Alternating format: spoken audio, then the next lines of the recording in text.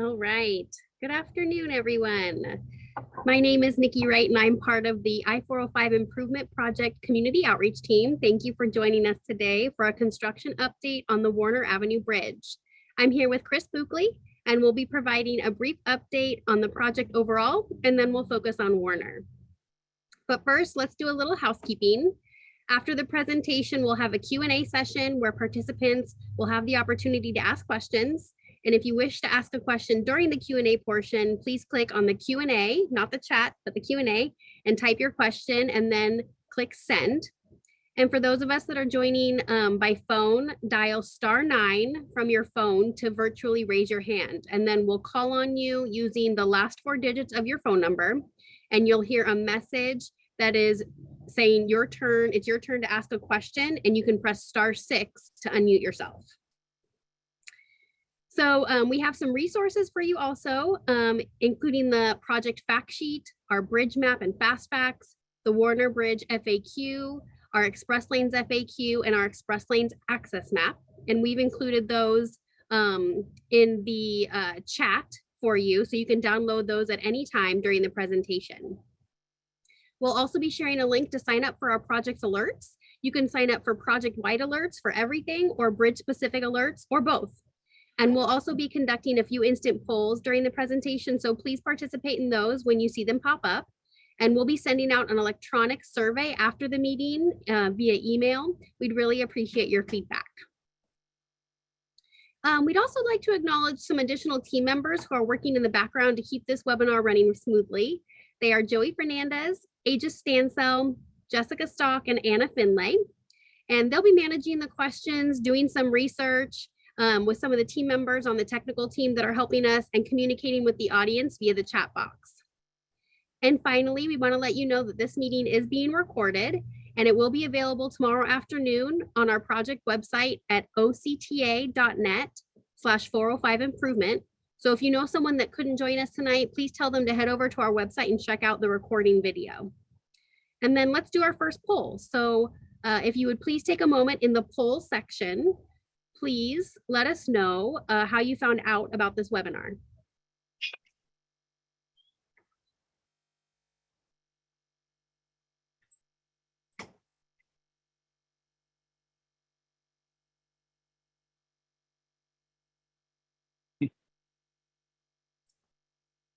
And we're seeing the answers come in real time here. So it looks like a lot of folks found out via email, which is great. Yeah, good information. Yes.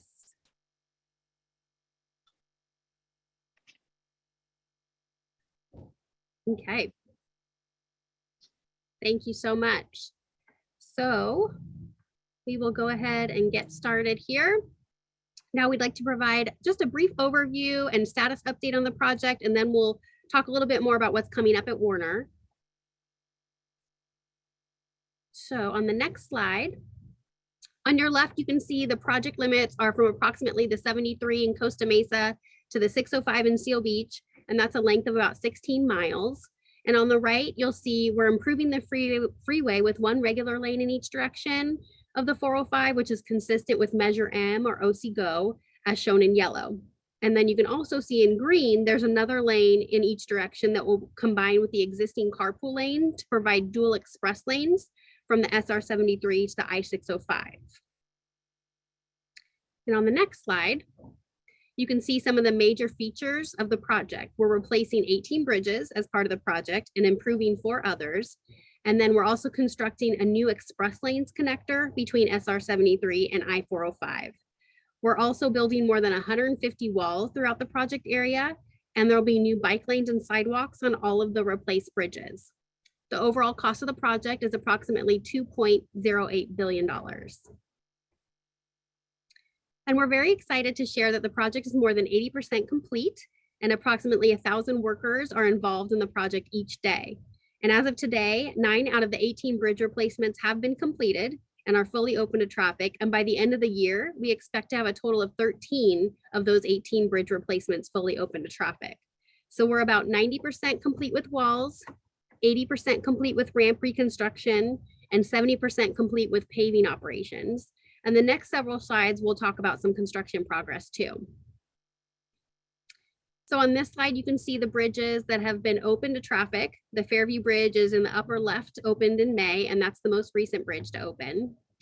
And this next slide is an aerial view of the Westminster Boulevard Bridge. The second phase of this bridge is anticipated to open in a few weeks. And on this slide on the left is a view of the progress of the second half of the Bolsa Avenue Bridge. Crews are continuing to construct the second half of this bridge's superstructure, and we expect to pour the concrete for the bridge deck this fall.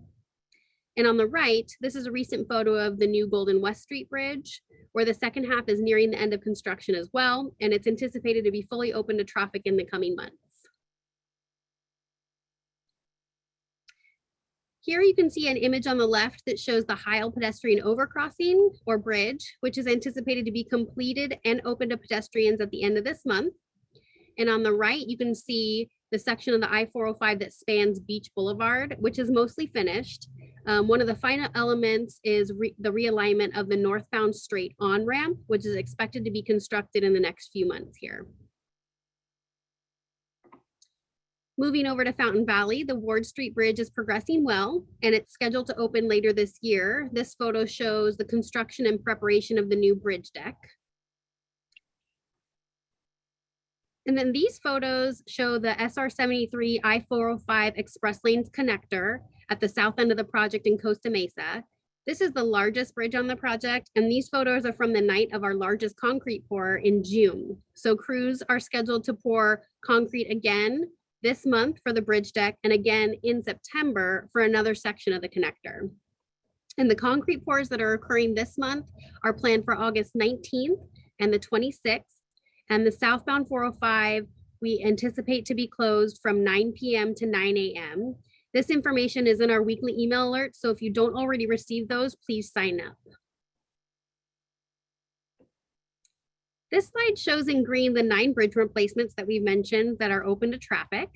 And by the end of this year, as stated, we anticipate having another 4 bridges open, making it 13 bridge replacements fully open to traffic. And now Chris will take over to talk a little bit about Warner. Great, thanks, Nikki. I want to make sure that I am not on mute. Looks like I'm good to go. Yes. Excellent. All right, so the Warner Bridge closed for reconstruction, as many of you probably know, at the start of summer 2021. If you've been keeping track of progress, you can see significant work has been done since then, and the bridge is on track to reopen by about mid-2023. The driven pile foundation was completed at the end of last year, and that was followed by construction of the abutments, or the sides of the bridge, and the center columns in the median of the freeway. That is the substructure that holds up the bridge itself. The crews are now working on the superstructure portion of the bridge, which are the horizontal spans above those columns and abutments. They install wood forms and steel rebar, like what you see in this slide on the left, which forms the stem and soffit of the bridge. Concrete for the first half on the left was poured in June, and crews are currently installing the wood forms and steel rebar for the second half of the stem and soffit on the right. So the concrete pour for that is set for the coming weeks. And this is going to be followed by construction of the bridge deck, which consists of steel rebar and concrete that is formed at the top of the bridge. And like the stem and soffit, the bridge deck will be poured in 2 sections. The first pour is set for next month, and the second is set for November. It's important to note that some ramp closures are likely to be needed for these concrete pours, so keep an eye out for more information on that from our team. And then coming later, December, crews are expected to remove the false work, right? That's the temporary steel and timber structure put in place to hold up the bridge until it's strong enough to support itself. Meanwhile, utility lines for water, electric service, and digital communications are being installed through the bridge. And during this time, crews also will work on the approaches to the bridge, right? And that's what ties the bridge into the existing roadway that leads up to it. They'll also perform a closure pour, which connects the 2 halves of the bridge right down the middle. In early 2023, then, we expect crews will perform civil work on the bridge. That includes things like installing the concrete barrier rail, fencing, sidewalks, the bridge monuments, which will have art on them, and lighting. Finally, street paving work and striping will be performed to prepare the bridge for opening. And that's expected to be in about spring 2023, but I'm saying mid 2023 just to be on the safe side. When the bridge is completed, there will be the same number of lanes and bike lanes on both sides, but we will be adding a sidewalk in the westbound direction. That's about it for an update on the bridge itself. Next, I'd like to talk about current ramp closures and what the intersection will look like after construction is complete. So this slide shows the Warner intersection, the interchange in its final configuration after the project is done. But before we talk about that, we just want to mention the ongoing ramp work. As you probably know, both the southbound on and off ramps are currently closed and are expected to open at the end of this month. The northbound ramps are completed and in their final configuration. Final striping will be completed when the bridge opens, and at that point, westbound traffic will then have access across the bridge from the northbound loop off ramp and vice versa from the other side. However, as mentioned earlier, we anticipate some ramp closures for various concrete placement activities. The next one happens to be scheduled in a couple of weeks here, August 23rd. It is a daytime closure from 7 a.m. to 6 p.m. and that'll allow crews to perform a concrete pour on the bridge itself, one of the ones I mentioned earlier. So back to the exhibit on the screen, it shows how the new ramps will be configured once the project is completed. You'll notice that the ramps are still in the same general locations as before, and entrances and exits will be free-flowing or unsignalized, so there won't be signalized intersections there. That's it for our update on Warner. Now I'm going to hand it back to Nikki to talk about community outreach, and then we'll be taking questions. Great. Thank you, Chris. So as you can see from this slide, we connect with the community in a variety of ways, both in print and electronically. And for major activities or virtual meeting notifications, we canvass flyers to addresses within about a half a mile of the bridge. And we also send out regular updates by email and through text and automated call alerts. So you can sign up for those, like we've mentioned, both project-wide and bridge-specific, using the links in the chat. And these email updates are just a quick, efficient tool to alert the community if we have some closures coming up, detours, and even if there's an emergency closure. We provide new information on the activities and schedule updates as well. We also post very frequently on social media. We have Facebook, Instagram, and Twitter, and you can find closure and detour information on our interactive map as well at octa.net/405map. That same information is also available on the navigation app Waze. And finally, while we continue, while we do like in-person discussions for major updates like this, we'll continue to meet virtually with the community for the time being.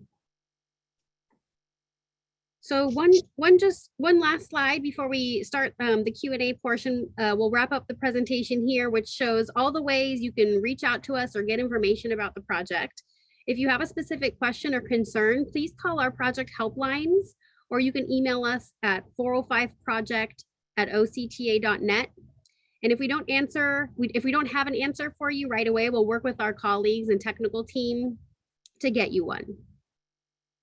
All right, so time for one more poll before we start Q&A. In the poll section, if you could please take a moment to let us know what the best way for you to get your construction updates are.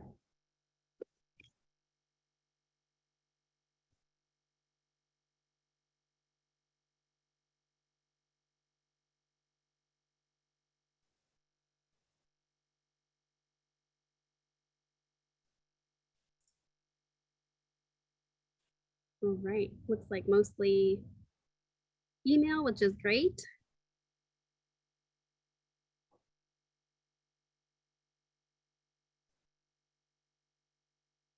Terrific. Awesome. So now we will start taking the questions. We already have a few already, and we'll answer them in the order that they came in. So thanks for your patience. First one is from Andrew. Andrew, thank you for joining us. We know you join many of our meetings, so thank you again for joining us. When will the Edinger and Beach Boulevard intersection have a new traffic signal? I think maybe we can ask our team to help us out with that on the back end. I am not sure about that offhand, so just give us a minute to look into that. And let's see. Our next question is also from Andrew. When will the Westminster Boulevard Bridge be open to traffic? And we did mention that just at the beginning here. And we expect that to be open in the next few weeks. So that's a good one to be open soon. All right. And Phil had a question. He's messaged through email and Facebook to requesting to change the straight only lane at westbound Heil across Magnolia to straight or left. There's only about one of 50 cars that can go straight and make it through that intersection. One left turn lane can back up for blocks. So making that change would allow 2 left turn lanes and help relieve the traffic. So we can go ahead and bring that to our maintenance of traffic team that is out monitoring all of the intersections as that are part of the project, and let them know about your comment so they can watch traffic at peak times to see what exactly is happening. And then if there's an adjustment that can be made, we'll work with the city or Caltrans, whoever's jurisdiction that is, and see if we can help alleviate any issues that are going on there. All right.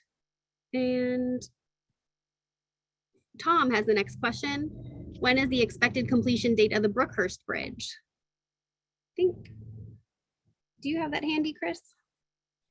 No, I do know it's next year. So, by about mid-year next year, mid-2023. That's a very complex bridge to build. It's taking some extra time. Yes. All right. And Phil had a question. Since Measure M is funded through our taxes, why do we have to pay to use the toll lanes? So that's, go ahead, Chris. No, I'm happy to take it, or if you would like to, up to you. Okay. So, Phil, that's a great question. And we do get that question asked quite a bit. There's a lot of history about how the 405 project came to be. It's a partnership between Caltrans and OCTA, and I think it's important to know that. Caltrans is the owner and operator of the highway system, so whatever's built on there, they have to approve. There was a time at which the 405 project under Measure M, which is known as Project K, right? Their list of projects in the ordinance, if you go back and look at it. The 405 project is Project K, and it is a project to improve this section of the 405.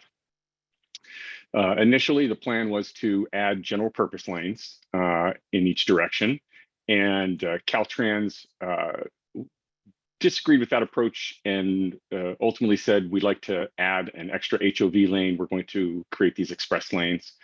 They came to the OCTA board came to the conclusion that rather than put the community through 2 separate projects where we add general purpose lanes as an improvement project from OCTA, and Caltrans comes back in and adds an extra express lane, an extra HOV lane, and converts them to express lanes, we wanted to combine the project into one. Part of that entailed ensuring that we did not use Measure M funds to construct the express lanes. So there is a concrete, if you will, metaphorically, delineation between the money that's used for the express lanes and the money that's used for Measure M. The money that's used for the general purpose lanes. So Measure M is used for the regular lanes. Federal TIFIA loan, a transportation infrastructure loan, is what's being used to construct the express lane. That loan is being paid back not by tax dollars, but through toll fees, right? And these express lanes, these tolled lanes, will be available to 1, 2, 3, or more, in a car, right? So you can be a solo driver and take the express lanes. You can be 2+, you can be 3+ and take the express lanes. And if you're solo, you're going to be paying that toll no matter what. If you're 2+ in the car, you're going to be paying that toll during certain times of the day at this point. There's an entire toll policy that we have on our website at octa.net/405 improvement that outlines the toll structure that we have in place. But solo drivers will pay the toll. 2 in the car will pay the toll at certain times of the day, and 3+ at this particular time Nikki, correct me if I'm wrong, but I believe 3+ is free at this point. It's always an evolving discussion in terms of managed lanes. But again, no taxpayer funds are being used to construct the lanes. It's a federal loan, and that payment back on the federal loan is being handled by the toll fees that motorists are paying. It should be noted that anything above and beyond the cost of operations and maintenance for the toll road is actually money that OCTA will take back, and the only use for it can be back in the corridor, right? So any excess funds, any excess revenue from the toll lanes will go back into the corridor in some form or another. Hope that helps. And that's what we are doing for the 91 express lanes. OCTA also owns the 91 express lanes, and we've had excess revenue that we've been able to make improvements in that area as well. So that's what we're hoping will happen quickly for the 405 too. All right. Next question is from Susan, or comment and question. There's a pothole on Warner North on-ramp. Can we get that filled? So yes, I just asked the team in the background to note that, and we can bring that to our maintenance team, and they'll work on adding that to the list of maintenance that is needed along the corridor. Thank you for letting us know about that. Okay, Mark had the next question. When you mentioned sidewalks across the new bridge on both sides, is there any protection for pedestrian crossing on the on and off ramps other than crosswalks? Also, is there any plan for nighttime lighting over those pedestrian crossings? So I think for this one, your first question, I believe it's just the standard crosswalks that are going to be put into place. And then as far as bridge lighting, I know that we are working with the cities and our board to discuss bridge lighting for the bridges. Chris, do you have anything to add to that one? No, Nikki, you've covered it. It's exactly right. Great. Okay. Victor has the next question. Just to make sure he understands, there's no change expected at Warner on and off ramps for the next few months. So right now, the southbound on and off ramp are closed at Warner, and those we expect to be opening up, I believe at the end of this month. And then there will be, I think we anticipate one more closure. I'm looking through my notes here. Let's see. Some ramp closures. We anticipate some ramp closures for various concrete placement activities, and the next one coming up is at the end of this month, a daytime closure for a concrete pour on the bridge. But I believe that is all the long-term closures as far as what's closed right now, the southbound ramps that we anticipate. Hopefully that answered your question. All right, Bob has the next question. Is the construction that is blocking northbound Magnolia part of the Warner Bridge, the construction? Isn't the construction? I think that might be related to the city sewer project, if I'm understanding the area correctly. The city has a project right now where they're replacing a sewer line that they needed to do that pretty quickly. So there are some lane reductions at Warner and on Magnolia that are there right now. So if you have any questions specific to those or that work, it would be good to contact the city for that. All right. Next question comes from Karen. On the McFadden Street Bridge on the westbound side, on the outside edge, there's a pole. What is the purpose of that pole? Is it maybe a light? And I think it is, if it's a westbound, on the westbound side. Chris, do you know that one? No, I'm envisioning that in my head. The pole would not, there's no lighting that's been installed on McFadden. As Nikki mentioned previously, we're still discussing with the cities and the status of sort of bridge lighting, and there's a discussion that's ongoing about that. So it wouldn't be a light. We'll ask the technical team if they, we've got our colleagues in the background, maybe they have an answer for us. Okay. Next question is from Tom. On the asphalt of the northbound #1 lane of Brookhurst, about 50 feet after the Brookhurst Bridge concrete ends, there are two small manhole-like covers that are about an inch lower than the asphalt. And I think the request is to see if it's going to be maybe flush at some point. So Right, that I can dip help down. with that one. I can help with that one. Yeah, so it's important to remember that Brookhurst is still under construction. There's still a lot of work to do there, and even though we've opened one side to traffic and they're going back and forth, and the area you're talking about is the approaches to the bridge, right? The work is not complete there.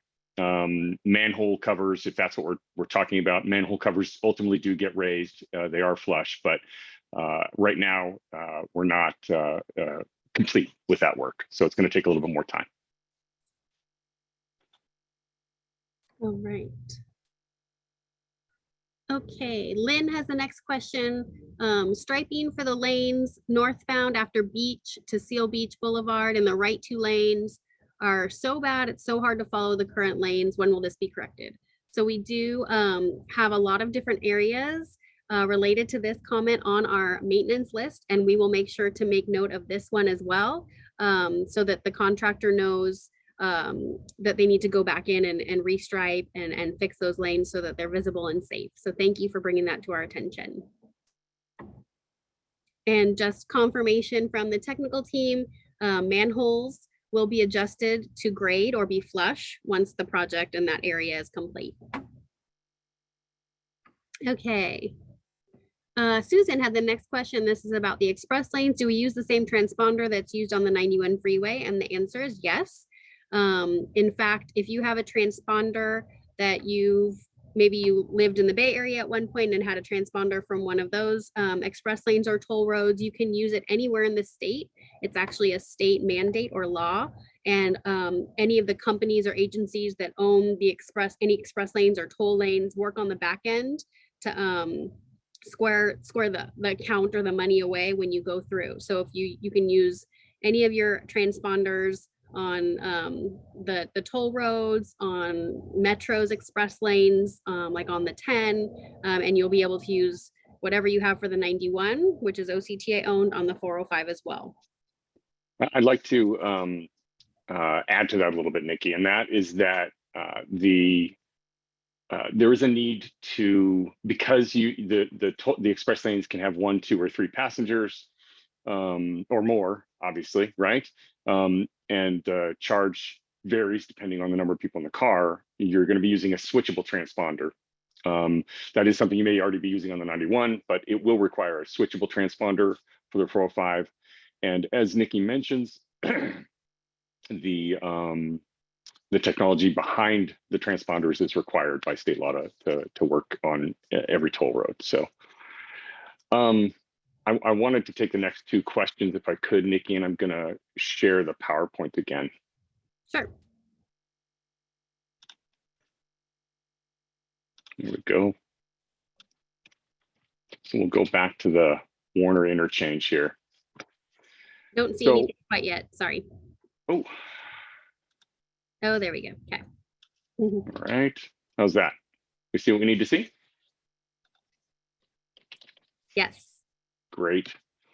So Andrew is asking why the Warner Avenue Bridge doesn't have traffic signals, because there are some cars that need to turn left to get in the freeway. And while that's accurate, because of, let me move this away, because of the situation here and the closeness between Warner and Magnolia, the way Warner is set up, you've got 2 interchanges, Warner and Magnolia, that are very close to each other, right? Warner to the south, Magnolia to the north. So this interchange at Warner is set up to only, and I'm going to look to my right because it's on my screen on my right, but it's set up to allow access to northbound on-ramp from westbound Warner, right? So you can get to the northbound freeway. And then to get to the southbound 405, again, you're going to turn right, and it's a sort of a slip ramp on to the southbound 405. Exiting, exiting the freeway, if you're coming northbound, you can only go west, right? So it's like it was before, it will be like it was before, where you can get off a northbound freeway and you'll only be able to go westbound on Warner. If you're coming southbound on the 405, you can only get off and go eastbound on Warner. So the configuration will be as it was previously. If you need to get on the freeway from, you'll basically go up to take Magnolia, right? So you either come across the bridge on Warner and turn right on Magnolia and go north to the interchange there if you want to get on southbound, right? And if you need to get on northbound from westbound Warner, then you would go north on Magnolia to get to the northbound loop on ramp on Magnolia. So bottom line, the Warner ramps will be as they were prior to construction of the new bridge.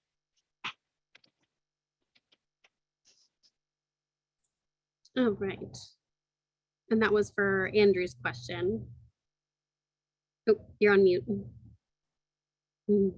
I think I may answer the next question as well, but let's take a look. Okay. So yes, I think that was also from Phil. Phil asked, once the Warner Bridge is complete, will there still be able to take the northbound 405 to Warner Avenue going east, I believe is what he wanted to say. I-5 north, no, he wanted to say west, right? So he can get off northbound 405 at Warner, make the loop and go west on Warner. He'll be able to do that. Okay. Perfect. All right. And next is Karen. Will there be a free carpool lane for 2 people? We covered this a little bit. So the toll policy is available in our express lanes FAQ, and it has a table in there that tells you during peak hours for the first 3.5 years, 2 or more will be free. 3+ is always free. And single riders, if they choose to use the express lanes, will pay a toll. And then that changes after 3.5 years. And that, like I said, is available on our website in the express lanes tab, or we have it in the chat, a link to our express lanes FAQ. All right. And Chris, sorry, did you already address Andrew's question about needing a traffic signal at the bridge? Correct. Okay, perfect. Thank you. And that means Merv has the next question. And thank you again for your patience. We are going in order as they come in. So we will get to your questions shortly. Merv had the next question. There is a temporary wooden Edison light pole on the northwest side of Warner near Floor and Decor. Is this pole going to be removed, and will electricity be underground, or will the pole be removed onto the new sidewalk and electricity wires still over the new Warner Bridge or Warner Avenue? That may be something that we have to ask the technical team to check for us as far as utility relocation. So if you could give us a minute and see if our technical team can find that out for you. If not, we'll follow up with you on that one. And thank you for being so specific. It's helpful when we have directions and corners listed too. Sure.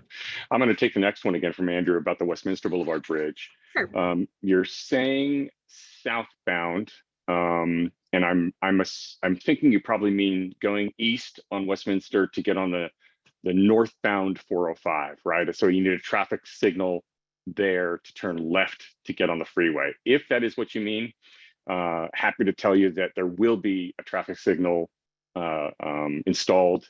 That intersection there between the bridge and the ramps, there's the northbound loop off ramp and then the northbound on ramp. That intersection will be signalized. That work is yet to be done. It'll occur as we transition to the next stage on the bridge, which is to open the new side. Some clarification about Westminster in general, because I think we mentioned it in our presentation a little bit in our construction update. It is going to open, and team, correct me if I'm wrong, but my understanding is it will open to, it'll still be 2 lanes in each direction, but everybody will be driving on both halves of the bridge will be open. So westbound traffic will be driving on its new half of the bridge, and eastbound traffic will be traveling on its new half of the bridge. That intersection that I mentioned with the ramps will be signalized. And then there's still going to be work for quite a few months actually to clear everything and make the center median work and handle some other issues, not issues, but some other construction on the bridge. But ultimately later this year, it will open up to a configuration where there are 3 lanes in each direction.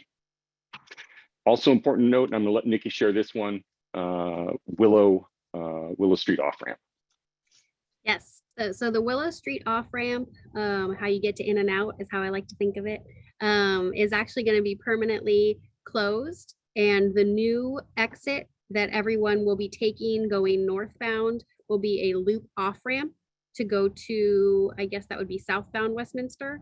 Yeah, southbound Westminster. Oh, you're on mute. Westminster's east and east-west. Okay, so that would be westbound. You will be able to go either direction on Westminster Boulevard from that loop off ramp. Yes. Okay, so no more Willow off ramp, and you'll be taking a loop off ramp just past that. You go under the bridge and take the loop ramp. So that will be coming up. That ramp will be closing when the bridge opens, and that ramp, the northbound ramp, will open that way too. So that is coming up soon as well. All right. Next question is from Lynn. So if you currently don't have a transponder, do we need to get one in order to use the neutral lanes on the 405? And the answer is yes. We don't know exactly what technology we will be using as far as a transponder. That's kind of those, I think they affectionately call it a hockey puck, kind of one of those square, thick plastic ones. And if you, like, as Chris mentioned, if there's 3+, it's a switchable, or it could be something as like a sticker. I think TCA has a sticker, so we're not quite sure what exactly that looks like yet. As soon as we have that information, we will be sharing that. I will say, Nikki, that it's going to start out as the hockey puck version. It's not quite as big as they used to be. I think they're smaller.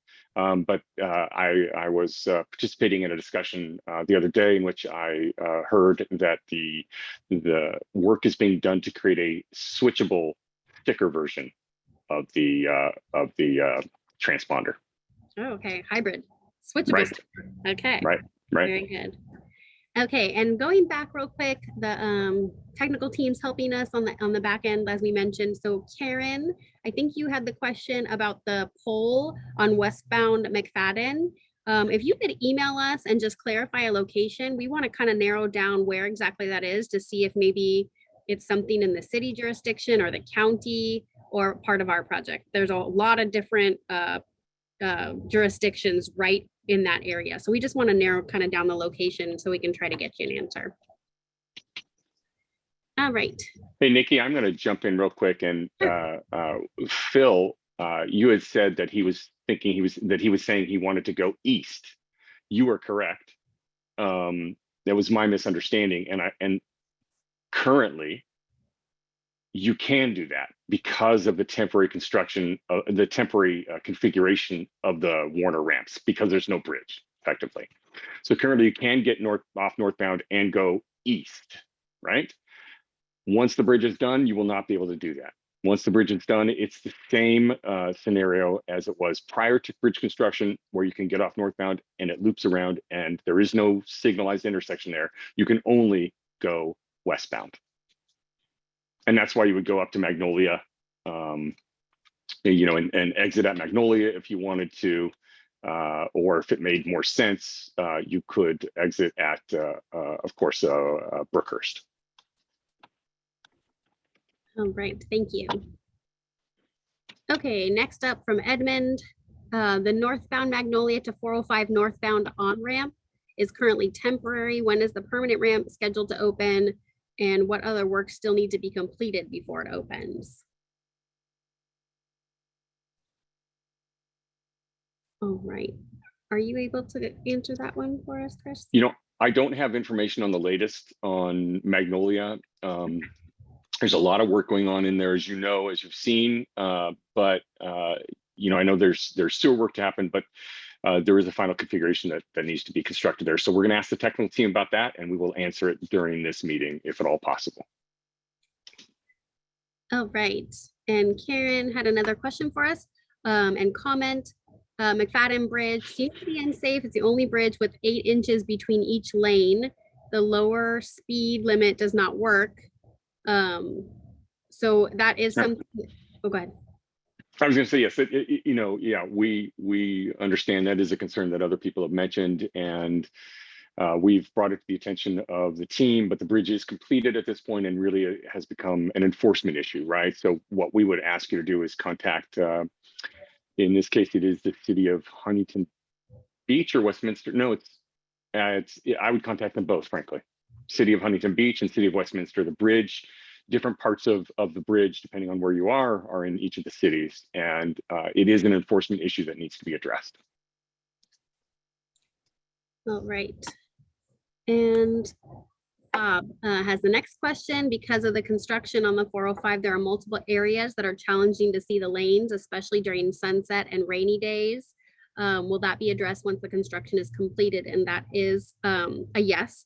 I also drive, we all drive this area being on the project, the corridor there. And I agree, there are some areas, especially during certain times of day. So we will bring that up to the project team again so that they can add those areas to the list. And it is the contractor's responsibility during construction to make sure that everything is visibly safe. And for the technical team working in the background regarding that Magnolia ramp question, we don't have an exact schedule for that Magnolia ramp yet. So if you would like to email us, and let's see, I forgot who that was. Sorry, let me look it up here. I think it was Edmund. That maybe had, yeah, Edmund. If you could email us your question so that we can forward it on to the construction team, and we can try to get some information for you about that Magnolia ramp. And thanks again for everyone's patience. We're going through the questions as they come in. So thanks for bearing with us. Nikki, I'm going to go ahead and take this next one if I can. This is Susan asking where you enter the express lanes, and can you do it at any time or only at certain locations? I'm going to share in a moment the access map that exists for that. But if you look at the 91, it has delineators from start to finish, right? So you get in and you can't get out again until you're in Nevada, I think. No, I'm just kidding. But it takes a while to find a spot to get out, right? That situation is different when it comes to the 405. We've created access points, and we have the access map. We've shared the link to it in the chat, so you can see it links to the to an image of the map. But I'm going to share it right now. Hang on one sec here. Let's see.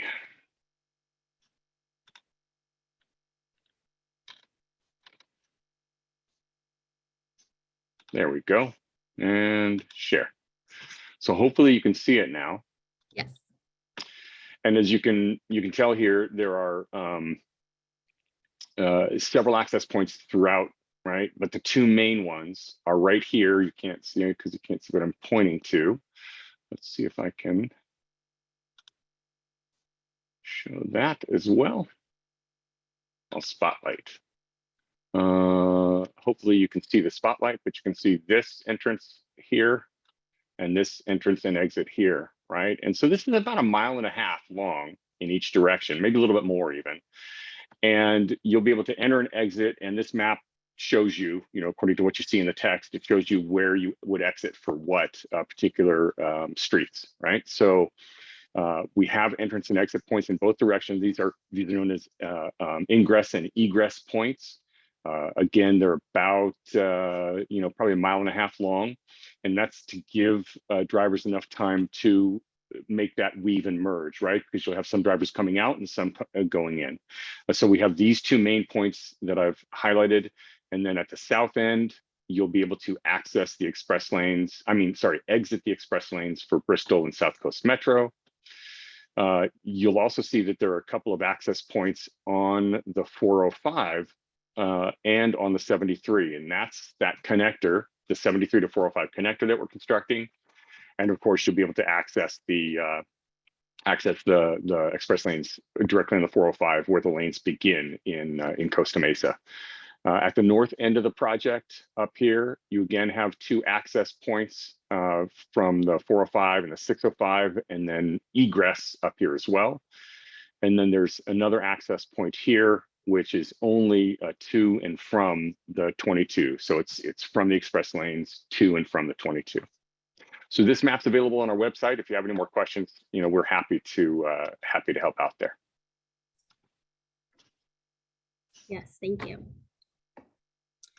All right, Christopher had the next question. What type of landscaping that will be done on the southbound entrance of the Warner Bridge? We do have landscaping plans for the project. I believe they're being refined in different areas, and we anticipate landscaping to be done towards the end of the project. So towards the end of next year, there are some areas like Slater and I believe Shard and Fountain Valley that they may start. They've already started landscaping actually a little bit early, and installed irrigation lines and started planting some.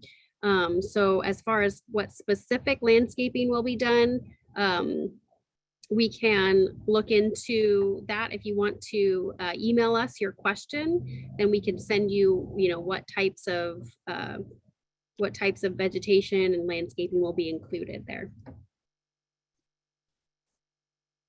All right, Ron had the next question about the express lanes as well. So there's a free carpool lane for two people as it is right now. So there'll be no more carpool lane, and the existing and the new lanes will be fast track style lanes. So yes, so right now there's a carpool lane where two or more can in its continuous access can jump in the HOV lane. Once the project is complete and the express lanes open, the carpool lane will no longer be there, and it'll just be two express lanes, tolled express lanes in the center of the freeway. Nikki, if I may, I'd like to share the toll policy table that we have on our website. Yep. To give folks a sense of what the policy looks like right now. And this is what the board of directors has laid out. So tell me if you can see that. Yeah. Great. So as part of the development of the project, and in order to ensure that there would be toll revenue to pay back the federal transportation infrastructure loan, there had to be a traffic and revenue analysis done for the express lane. And based on that pretty extensive analysis, this toll policy was developed. So as you can see, it covers across the top solo drivers, two-person carpools, and then 3 or more carpools. So if you have 3 or more, it's free, right? If you have 2 or more, for the first 3.5 years, there's a toll during peak hours, right? And those peak hours are typically, actually the way it's defined here is at the bottom, 6 to 10 a.m., 3 to 8 p.m., right? And then that's weekdays, and weekend has a different time frame, right? So you can see all that here. The non-peak hours being free for 2+. After 3.5 years, it'll be a toll, and it's a toll at all times for solo drivers. So if you're driving by yourself, you'll pay a toll. And a lot of times we hear the phrase Lexus lanes, right? We'll hear people talk about how it's not really fair. And what's important to note is we're adding 2 lanes in each direction on the freeway. One is an inside lane that will be added to the carpool lane, and we'll have the 2 express lanes in each direction. We are also adding a regular lane, so a general purpose, it's not tolled, in each direction through the project area. And there are, based on the information we have, the data we have from the express lanes on the 91, it's clear that people will use them. Solo drivers use them regularly, right? And it's a decision that they make based on perhaps a desire to, get home to see a kid's game, or spend more time with their family, right? And the idea behind this express lanes was to create a reliable travel time opportunity, right? So the express lanes are tolled based on demand, and the purpose is to manage that demand so that the flow is continual in the express lanes. So if you take it in, you're a solo driver, you're going to pay a toll, but you're going to get home at a certain, in a certain time frame. It's going to be a little bit slower in the regular lanes, but we've added lanes, so you've got more room to work with there essentially. And what the analysis shows is that, you know, if you take the express lanes and you were to go from, you know, the duration of the project, you know, from the 65 to the 73 or vice versa, you would traverse that 16 miles in about 15 minutes, right? And the analysis further shows that if you're in the regular lanes, you will traverse that 16 miles in about 30 minutes. And if you were to take that during peak times now, that really ends up being about an hour. So the anticipation is that, you know, if you're in the regular lanes, we will be cutting that commute in half. So that's the background on this. This table gives you the information. It's on our website. And of course, you're welcome to email us if you have additional questions, or you can ask them here. Thank you, Chris. Okay, Jim has some questions about a claim that he's submitted. He lives at the South Warner on-ramp, and an inspector came to take pictures of the damage to his property over a year ago, but he hasn't heard back, and there hasn't really been much progress on his claim. Let's see. So as far as your question, we don't have anything under your name that we've received as the outreach team. However, we can follow up with OC 405 partners. It's their claims process for the project. We can follow up with them and ask them to provide you with a response to your claim and advise you on next steps. All right. Tom has a question. What was the rationale for changing both Warner northbound and southbound to 2-lane ramps from the previous 2-lane gradual turns to the sharp 2-lane right angle turns? So I think if we could go back to sharing our screen, that might be helpful for the slide that shows final configuration.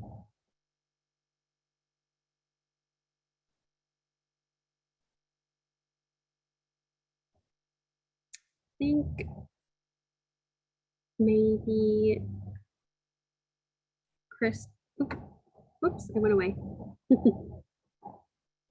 Sorry, let me do that on. I want to make sure I'm sharing the correct one.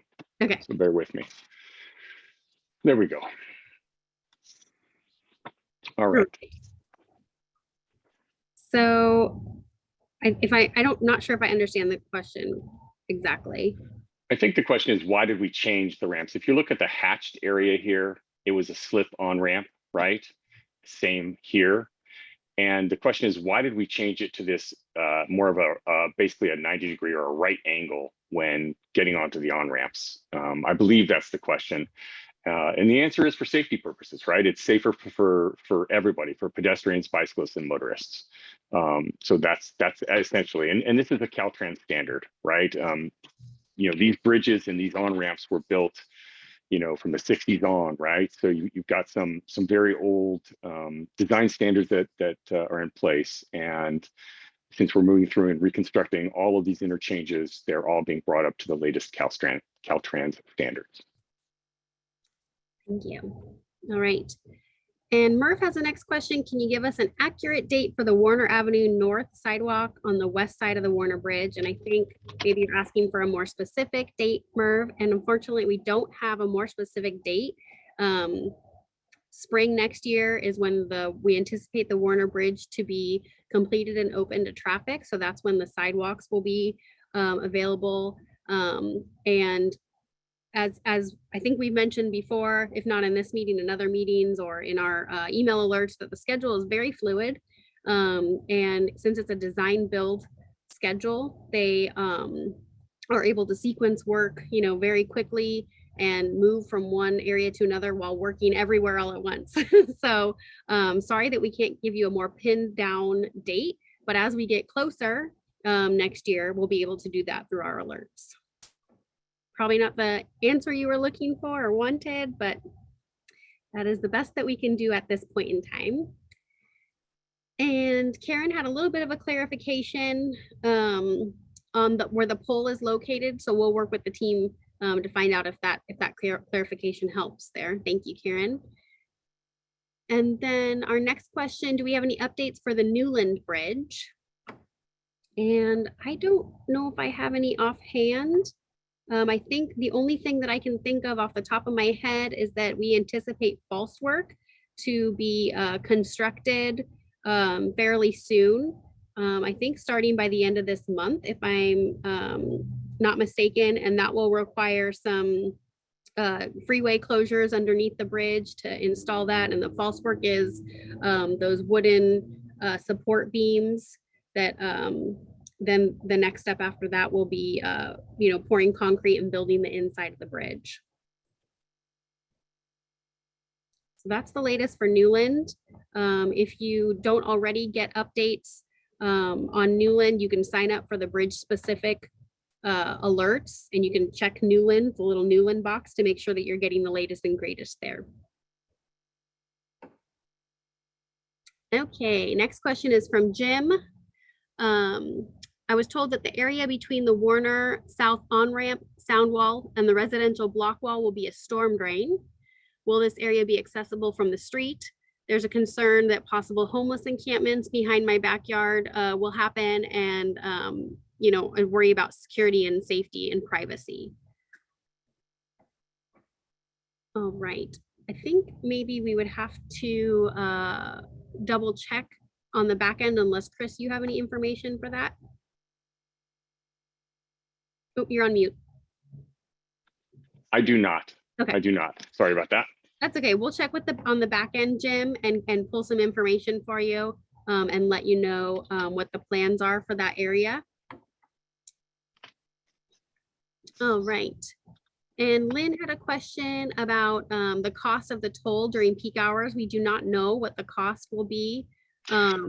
We have, so what we've said in the past, and the reason, Nick is saying we don't have a cost at this point is because it's going to be refined, right? But based on the revenue study, it is likely to be around $10 at peak, and then go as low as 50 cents at night, during non-peak hours. I expect that toll amount is likely to be adjusted based on a number of factors, whether, and so ultimately it will be the board who establishes that starting point. And then it's important to remember too that, just like you see tolls change depending on time of day and amount of traffic in the, in the express lanes on the 91, the same thing will happen. The same thing will happen on the 405 express lanes. Thank you for clarifying.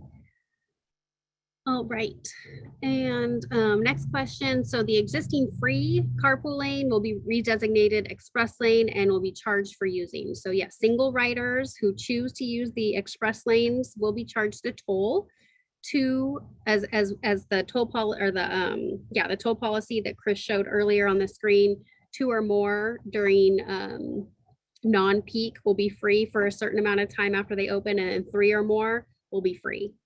So yes, if you are a single rider and you choose to use the express lanes, it will be a fee.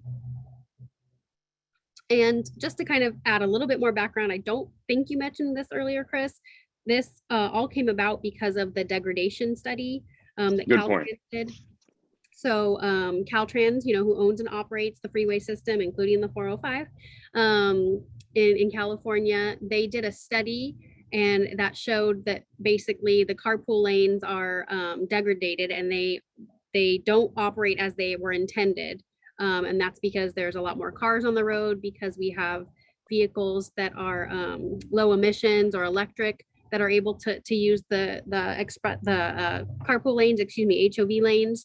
And so they're not operating at the level that they were intended to or supposed to. So you'll often notice, even as it is today or right before construction, the carpool lanes were not moving faster than the regular lanes. So Caltrans had a plan to add express lanes to the 405, and we had at OCTA had a plan to build this project, and we ultimately ended up combining the projects to include express lanes into this project, so that the public didn't have to go through two projects. And so we did it all in one. And another thing that we mentioned a little bit earlier that kind of ties into this is that because OCTA combined the project and is overseen and is the owner of the project, we're able to own the express lanes and reincorporate any excess toll revenue from the express lanes back into this corridor, which we mentioned a little bit earlier. If Caltrans had become owner of the express lanes, the money could have gone anywhere in the state. So that was a plus for this community. I think that's a very, very important thing to add.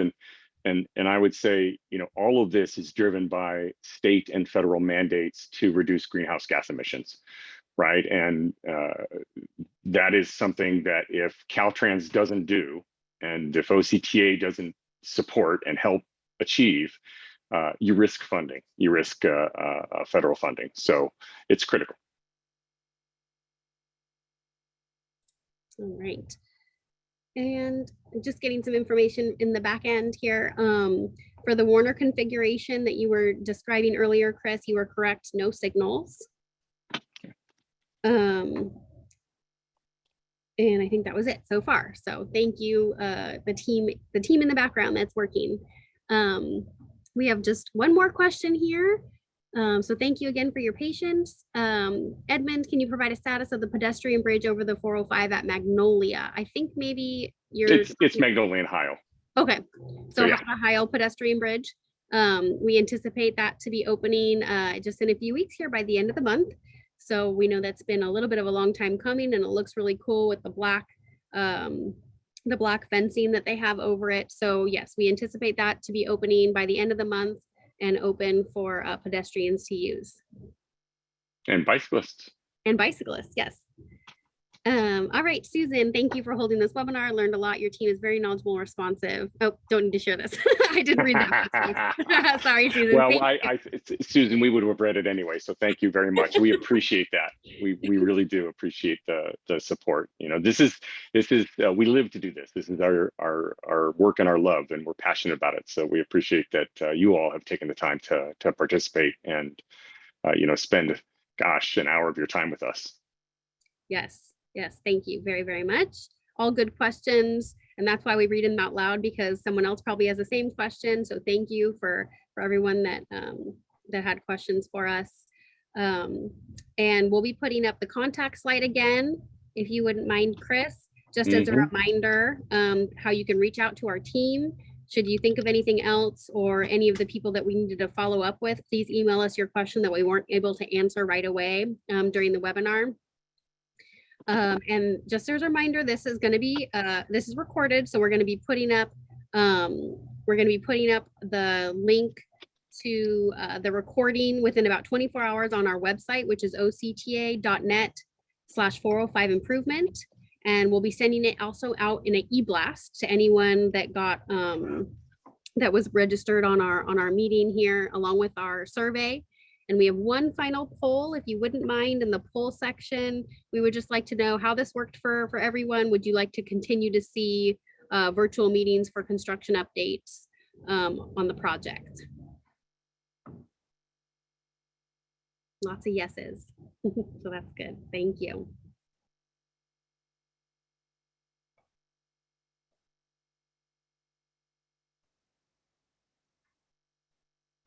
Great. That's what we thought. Okay, thank you so much. And we do see we have one more comment or question from Tom. I think it's regarding some potholes and pothole repairs. So we will report, this information, Tom, to our maintenance team. And make sure that these holes are added to the list so that we can make sure to have those repaired for the safety of the traveling public. So thank you for bringing these to our attention, and we will certainly note note these. I'm going to speak to Tom's comment about with the nighttime closures, he would have expected that the potholes are patched.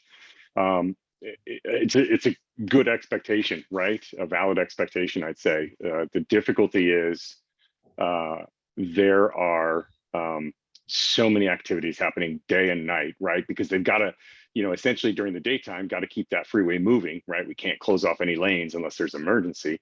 So nighttime, you've got these lane closures, but the lane closures are for specific activities related to the bridges or paving. There's a very big push on right now to complete the paving on the freeway. So we maintain, as Nikki mentioned, we maintain this running list of maintenance responsibilities that the contractor is responsible for, maintenance tasks, I should say, that they're responsible for. We urge them to get to them, but it can't always be done under some of those closures. Reasonable request, and we'll mention it, for sure. So thank you. Thank you. Yes. And Merv, one last question. This is the last one we promise. I believe there are about 42 people on this webinar, Merv. So thank you for asking and thank you for the compliment. And we appreciate you joining us.